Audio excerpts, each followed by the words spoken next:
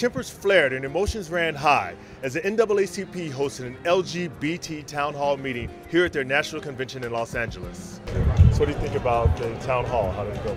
I thought it was great. CNN anchor Don Lemon moderated as Wanda Sykes and Julian Bond led a panel of gay and lesbian advocates and allies through a 2-hour groundbreaking discussion at the Los Angeles Convention Center.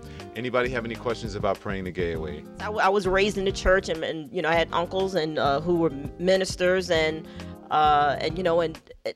we were taught that being gay or was just wrong. It was a sin. It was an abomination. So when I had feelings as a child that I was attracted to other little girls, it scared me to death. The group tackled a wide variety of topics challenging the same gender-loving community, ranging from homophobia and hypocrisy within the black church. And it was interesting in the conversation a few minutes ago about these prominent ministers who are major homophobes who are themselves gay.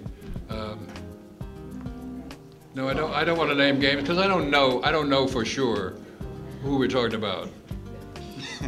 But we have our suspicions, don't we? The initials. The initials? The initials. I'm not quick enough to think what the initials are. Bishop Long. Oh, Eddie Long. I wouldn't go so far as to say Reverend Long is secretly gay. Eddie Long. Yeah, he's openly homophobic. We know that, but I don't know that he's gay. Well, he's certainly predatory. We can say that. Yes, we can say that. The group even took a moment to give props to the gay architect of the civil rights movement, Bayard Rustin. He taught Dr. King initially almost everything he knew about nonviolence. And he was, as you've heard, a superb organizer. He said this about Martin Luther King: Martin Luther King couldn't organize vampires to go to a bloodbath.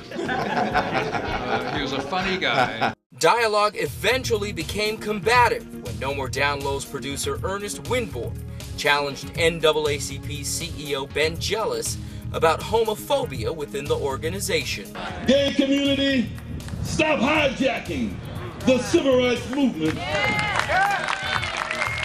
How can the African American gay and lesbian community take the NAACP's position with civil rights with gays and lesbians serious when you have people like current board member, Reverend Keith Ratliff, saying things that the gay and lesbian community is trying to hijack the civil rights movement?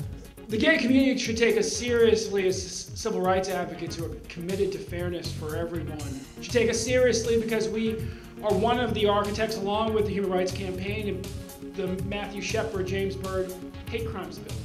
Should take us seriously because here in California we were the champions in the black community for Prop 8, as we were in Maine, as we were in Massachusetts, as we were in D.C, and so on, Maryland, and so on and so forth. I understand what you're saying, and yes, the NAACP should be commended for all of those things. But you didn't mention one of them.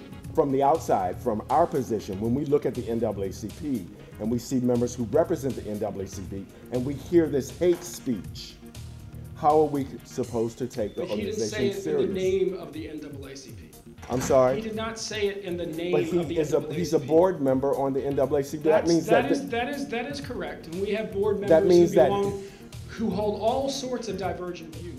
And tempers flared when the question of who bore the blame for the defeat of California's marriage equality bill, Proposition 8. All I hear is the bad news. I hear all this banter about one board member over here and then no celebration of the good news, that I gotta wake up as a black Californian and be told that black people are the reason that Prop 8 didn't pass when our percentage of the electorate is smaller than the margin by which it failed.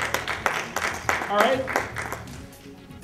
And I'm tired, quite frankly, of LGBT organizers who come to the black community late with an expectation and don't treat us with the respect that they treat every other community, and showing up early, organizing hard, working late, building the relationships.